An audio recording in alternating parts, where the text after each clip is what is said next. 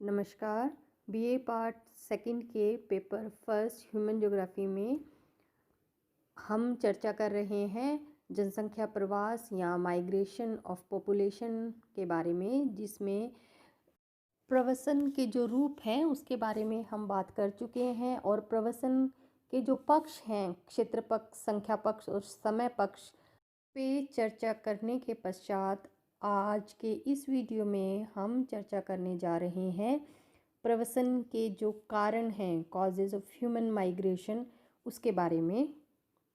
जनसंख्या का एक स्थान से दूसरे स्थान की ओर स्थानांतरण प्रदेश विशेष की समस्याओं तथा अन्य प्रदेशों की भौगोलिक सुविधाओं के कारण होता है। मानव प्रवसन में जलवायु दशाओं के परिवर्तित होने का सबसे अधिक प्रभाव पड़ता है।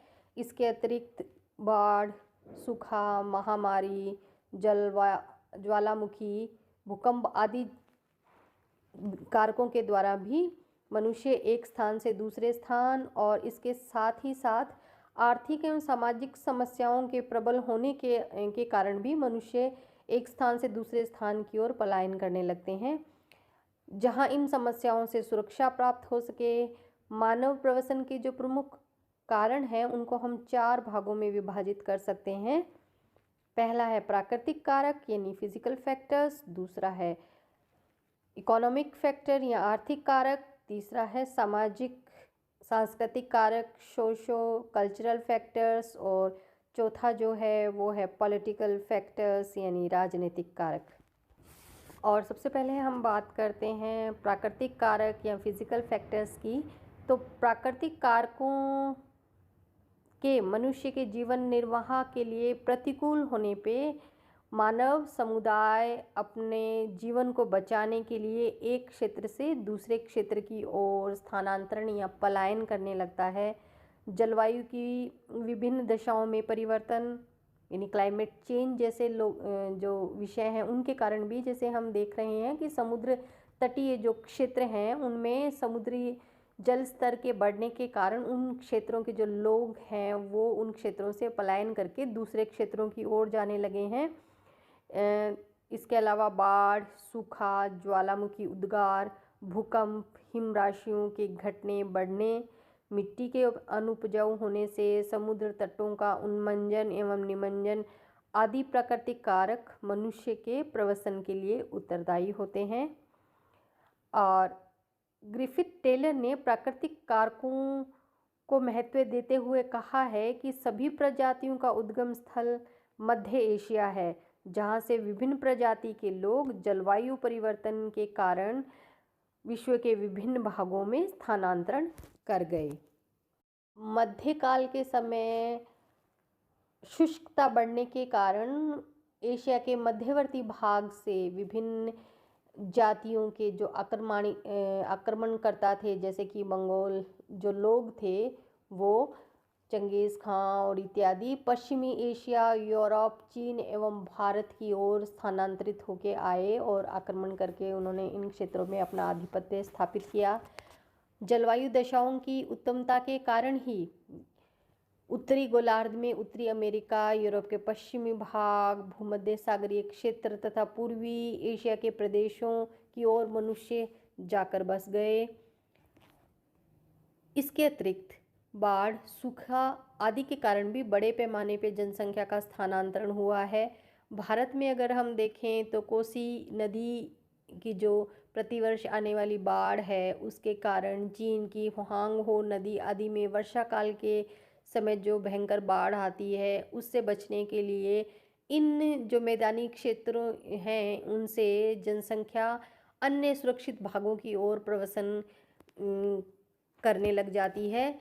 पर्वतीय क्षेत्रों में रहने वाले लोग मौसम परिवर्तन के कारण पलायन करते हैं, यानी वे ग्रीष्म काल में उच्च पर्वतीय क्षेत्रों की ओर चले जाते हैं और शीतकाल में वे नीची घाटियों में या नीचे जो पर्वत होते हैं वहाँ आ जाते हैं, जिसे मौसमी प्रवसन या ऋतु प्रवास या ट्रांसह्यूमेंस भी कहा जाता है। तो अगर ट्रांसह्यूमेंस के बारे में सवाल आता है या पूछा जाता है तो आप ये कह सकते हैं कि पर्वतीय प्रदेशों में रहने वाले लोग मौसम मौसम परिवर्तन के साथ जो पलायन करते हैं उसे मौसमी परिवर्तन या ऋतु प्रवास या ट्रांसह्यूमेंस कहते हैं। शीतकाल में ये लोग अपने पालतू जानवरों सहित पर्वतीय ऊंचे भागों से निची घाटियों एवं मैदानी भागों की ओर आ जाते हैं और शीतकाल की समाप्ति और ग्रीष्मकाल के प्रारंभ में ये लोग उच्च पर्वतीय प्रदेशों की ओर प्रवास कर जाते हैं।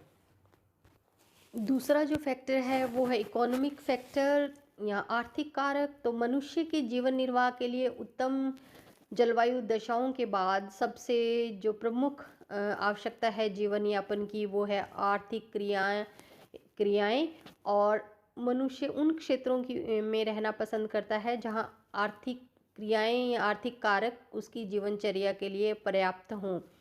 भोजन सामग्री की उपलब्धता, उपजाऊ मिट्टी, सिंचाई की सुविधा, खनिजों की प्राप्ति, वनस्पति इत्यादि जो आर्थिक कारक हैं वो मनुष्य के प्रवसन को प्रभावित करते हैं। जैसा कि हेडन ने कहा है, आर्थिक महत्व की महत्ता बताते हुए जनसंख्या स्थानांतरण के मुख्य कारक किसी प्रदेश की भूमि पर उसकी जनसंख्या का भार अधिक होने से उस प्रदेश में खाद्य सामग्री का अभाव होना है, जिसके कारण मनुष्य पड़ोसी देशों की धन धान्यता से लाभान्वित होने के लिए उस पर आक्रमण कर देते हैं या प्रवासित हो जाते हैं। जिन देशों में आर्थिक कारकों जैसे खनिज, उपजाऊ भूमि, वन संपदा आदि की प्रधानता होती है वहाँ अन्य देशों के लोग स्थानांतरण करके जाने लगते हैं। जैसे 18वीं व 19वीं शताब्दी में यूरोपीय महाद्वीप के लोग भारत, अमेरिका, अफ्रीका तथा अन्य देशों एशियाई जो देश हैं उनकी ओर आर्थिक कारणों से ही स्थानांतरित होके आए। अतः निम्न आर्थिक कारकों से उच्च आर्थिक कारकों की ओर जो जनसंख्या का स्थानांतरण है वो सदैव होता रहा है। ग्रामीण क्षेत्रों में निवास करने वाले लोग रोजगार के लिए शहरों की ओर स्थानांतरण करते हैं। लोग नई भूमि की प्राप्ति, खनिजों की प्राप्ति, विभिन्न सुविधाओं का आकर्षण आदि के कारण एक स्थान से दूसरे स्थान की ओर स्थानांतरण करके जाते हैं। और वर्तमान समय में हम देखें तो यूरोपीय देशों और अमेरिका में जाने की जो प्रवृत्ति है शिक्षित भारतीयों की, वो भी आर्थिक कारकों से ही प्रेरित है। नेक्स्ट जो कारक है वो है सामाजिक सांस्कृतिक कारक, सोशो कल्चरल फैक्टर्स। तो मनुष्य के एक स्थान से दूसरे स्थान की ओर प्रवासित होने में सामाजिक प्रथाएं, मान्यताएं, समाज का स्तर, धार्मिक संकट आदि भी प्रमुख रोल निभाते हैं। और इन्हीं संकटों के कारण 16वीं 17वीं शताब्दी में हुआंगनार लोग फ्रांस से प्रवासित होकर इंग्लैंड और बेल्जियम में, यहूदी जर्मनी तथा मिस्र में स्थानांतरण कर गए। सन 1947 में भारत पाक विभाजन के समय हिंदू और मुस्लिम जो लोग हैं वो अपने अपने देशों की ओर स्थानांतरित होकर आए और लगभग 73 लाख हिंदू पाक से भारत आए और 67 लाख मुस्लिम भारत से पाकिस्तान की ओर स्थानांतरित हुए। यूनान तथा तुर्की के मध्य धार्मिक कारणों से ही बड़े पैमाने पर स्थानांतरण हुआ। विभिन्न देशों के लोग अपने धार्मिक उपदेशों के प्रचार के लिए अलग अलग देशों में गए। 5वीं शताब्दी ईसा पूर्व से 5वीं शताब्दी ईसा पश्चात तक भारत से विभिन्न धर्मों के लोग भारत के पड़ोसी देशों में अपने धर्म के प्रचार के लिए गए। और इसी वजह से कुमारी सेम्पुल ने लिखा है कि लंबी शताब्दियों तक होते रहने वाले ये मानव स्थानांतरण केवल धार्मिक और आध्यात्मिक विचारों द्वारा प्रभावित एवं संचालित थे। भारत में मुंबई एवं गुजरात में रहने वाले पारसी धर्म के जो लोग हैं वो धार्मिक संकट के कारण ही 10वीं शताब्दी में ईरान से स्थानांतरण करके यहाँ आए। इसके अतिरिक्त विभिन्न देशों में विवाह प्रथा के कारण स्त्रियां अपने पैतृक स्थान को छोड़कर अपने पति के घर आती हैं। इसी के लिए किंग्सले डेविस ने कहा है, भारत में विवाह के कारण स्त्रियों के प्रवसन की मात्रा अति उच्च है, जबकि भारतीय जनता की गतिशीलता कम पाई जाती है।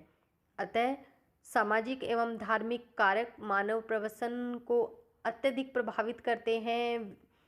विश्व के विभिन्न भागों में स्थित प्रसिद्ध धार्मिक स्थलों जैसे मक्का, मदीना, बद्रीनाथ, केदारनाथ, काशी, प्रयाग, मथुरा आदि स्थानों पर प्रतिवर्ष लाखों तीर्थयात्री जाते रहते हैं।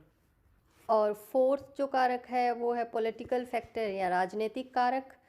राजनीतिक कारकों में आक्रमण के कारण विजय, नए देशों में उपनिवेश स्थापित करने एवं बलात् स्थानांतरण यानी मजदूरी करवाने के लिए, जैसे भारतीय लोगों को मॉरिशस और मालदीव और हेती आदि द्वीपों पे ले जाया गया आदि कारक मुख्य हैं, जिसके परिणाम स्वरूप जनसमूह एक स्थान से दूसरे स्थान की ओर प्रवासित होता है या एक देश से दूसरे देश की ओर जाता है। प्राचीन काल में सिकंदर, मोहम्मद गजनवी, मोहम्मद गोरी, बाबर, चंगेज़ खां आदि के द्वारा भारत पर आक्रमण होने से यहाँ के लोग सुरक्षित स्थानों की ओर चले गए। इसके अतिरिक्त इन आक्रमणकारियों के साथ आए लोग भी बाद में यहीं बस गए। यूरोपीय महाद्वीप के विभिन्न देशों में अपने उपनिवेश स्थापित करने हेतु बड़ी संख्या में लोग इन देशों में जाके बसे। उनमें से कई परिवार बाद में भी स्थायी रूप से वहीं रहने लगे। वर्ष 2015 में सीरिया के आंतरिक असुरक्षा के कारण करीब 5 लाख शरणार्थी प्रवास करके यूरोपीय देशों में जाकर बस गए। डच, इंडोनेशिया में, स्पेन एवं पुर्तगाली, लैटिन अमेरिका में अंग्रेज एवं फ्रांसीसियों ने अफ्रीकी देशों में अपने अपने उपनिवेश स्थापित किए। बाद में प्रशासन के संचालन के लिए, व्यापार आदि के लिए इन देशों के जो लोग हैं वो स्थायी रूप से यहाँ आकर रहने लगे। अपने उपनिवेशों में मजदूरी करवाने के लिए कई लोगों को बलात् अपहरण करके एक स्थान से दूसरे स्थान पे ले जाया गया। अंग्रेजों ने भारतीय लोगों को मॉरिशस, गयाना, नेटाल, फिजी आदि देशों में ले जाकर वहाँ इनसे कूली का काम करवाया। वर्तमान समय में लगभग सभी देशों में मनुष्यों के स्थायी स्थानांतरण पे प्रतिबंध लगे हुए हैं, जैसे कि ऑस्ट्रेलिया की श्वेत नीति यानी वाइट पॉलिसी के कारण वहाँ केवल गोरे लोग ही जाकर बस सकते हैं। तो स्थानांतरण में राजनीतिक कारक भी एक प्रमुख कारण है। सारांश रूप में हम ये कह सकते हैं कि मनुष्य सदैव गतिशील रहा है, कभी राजनीतिक कारण से, कभी आर्थिक संसाधनों की प्रचुर उपलब्धता से आकर्षित होकर मनुष्य हमेशा एक स्थान से दूसरे स्थान की ओर प्रवास करता रहा है।